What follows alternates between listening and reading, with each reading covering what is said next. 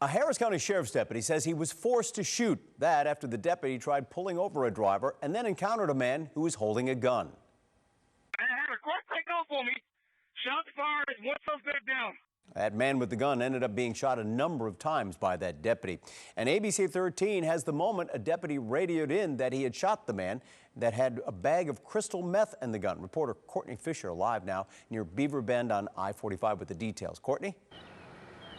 Good morning, Tom. The scene cleared out here. The yellow police tape came down about 30 minutes ago. We learned from investigators there was actually no exchange of gunfire. The deputy fired at the suspect, we're told, because he feared for his life. The suspect loaded into an ambulance after he was shot several times by a Harris County deputy. Minutes earlier, he was in a car stopped for speeding. The woman driver took off. He ran. He dropped this bag of crystal meth, deputies say, and he had a gun. When the deputy saw it, he fired. I had a car take off on me. Shots fired, one suspect down.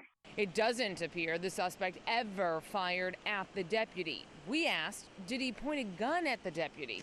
Investigators don't know. What we do know, the deputy has been with the sheriff's office 5 years. He feared for his life, and that's why he fired, says the lieutenant. He's doing fine for someone who's been through that traumatic incident. We've been out on a lot of these, and our deputies are just so professional and well trained that he's doing great.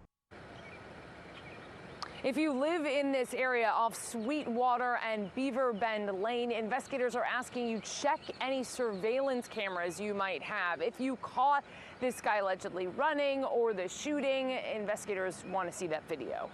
For now, reporting live, Courtney Fisher, ABC 13 Eyewitness News. Later today, we should get an idea of how President Trump plans to start reopening the country. Some places are already seeing protests, pushback against those stay-at-home orders. ABC 13 reporter Jeff Ealing live in Southwest Houston, and he's got more on what the governor of this state, Governor Greg Abbott, is considering. Jeff? Good morning to you, Tom. Yeah, a couple of things going on. Today, as you mentioned, President Trump's going to speak with governors about reopening the nation. And then on Friday, Governor Greg Abbott is going to tell us what his plans are to reopen the state of Texas. So the first thing's going to happen is Friday. President Trump's going to have that today, the conference call at 2 o'clock Houston time to detail the steps to end the stay-at-home orders currently in place in all 50 states. Now, new information suggests that the nation is past its peak of coronavirus infections, and there's mounting pressure to get people back to work. The president's advisors say one thing that has to happen very quickly is widespread testing so we can identify people who are infected with coronavirus and separate them from everybody else. Now, Friday, Governor Greg Abbott's going to announce what Texans are going to have to do to return to our daily lives. He told us during a one-on-one interview that reopening the state cannot come at the expense of more COVID-19 infections. We will have advice from doctors making sure we have the safest practices so that people are able, in limited ways, to be able to go back to work in ways that do not spread the coronavirus.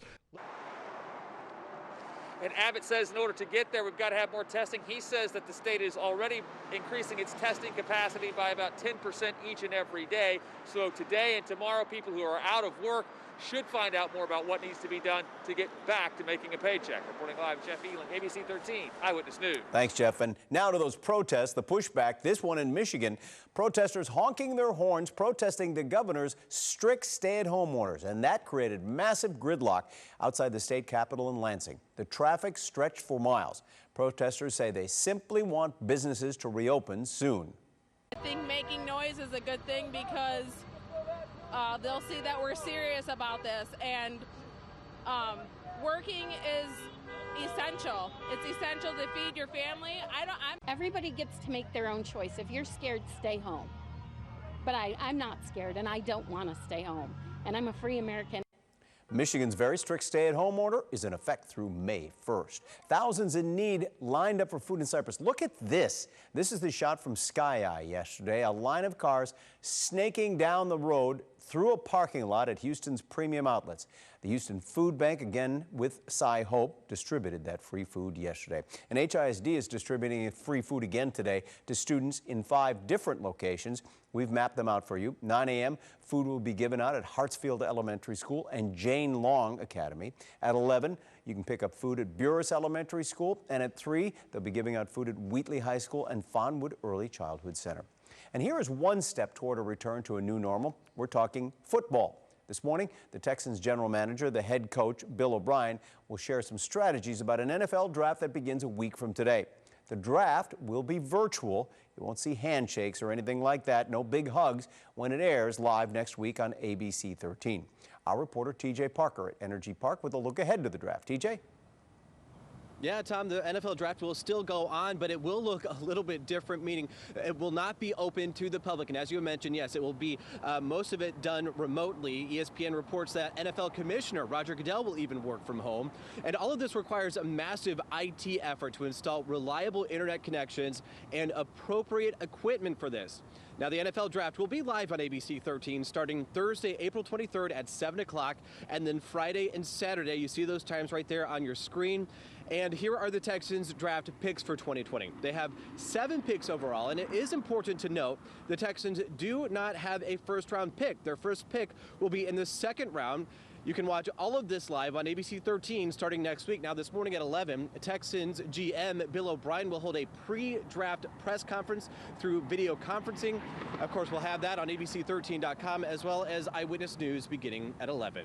At NRG Stadium, I'm TJ Parker, ABC 13 Eyewitness News. Thanks, TJ. J.J. Watt has canceled his Celebrity Softball Classic, and he says if you want a refund and you bought a ticket, you can get one. But a lot of people were on Twitter yesterday telling the Texans star they don't want their money back. Instead, they said JJ should keep the money for his charity.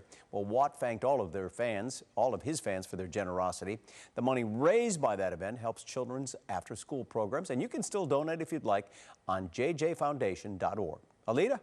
All right, weather-wise for today, I think we are in for a treat. One more really nice day before we start to see the humidity return across southeast Texas. We'll start off clear for most of the day and then clouds increasing as we get into the evening hours. Temperatures will go from the low 70s yesterday to the mid-upper 70s, even some 80s on our map. I think we'll see more of those 80s by Friday afternoon. Now, overnight temperatures will drop off again, but not quite as chilly as we've been in recent days. No more 40s on the map. We say goodbye to that. We'll wake up to temperatures in the 50s and 60s. Look for afternoon highs on Friday in the 80s. Also increasing the clouds. We've got a better chance of showers and storms, however, by Saturday. Saturday and Sunday, we'll be dodging a few heavy downpours, even the potential for some strong thunderstorms. Right now, the Storm Prediction Center does have some of our northern counties highlighted for a slight chance of strong to severe thunderstorms. So here's what's playing out. I think we see a few rain showers in the morning on Saturday, and then it does look like more widespread rain during the afternoon and evening. Things start to quiet down a bit as we get into the overnight hours, but by Sunday morning, we look to the north and west as the leading edge of some heavier rain begins to hit our northwest counties, pushing into the Houston area right around the lunchtime hour. Some of the heaviest of the rain could stay north of I-10. We'll be monitoring just how far north that goes or how far south, but the majority of that rain looks to dissipate as we get into Sunday evening. Put it all together, right now the computer models are showing 1 to 2 inches of rain for at most everybody. We could see some higher spots with some of those heavier downpours getting to the 3-inch range. So we'll continue to monitor the threat for some localized street flooding, possibly this weekend, and then drying out as we get into early next week. Tom. Thank you, Alita. Thank you for joining us. Hope you enjoy the rest of your Thursday.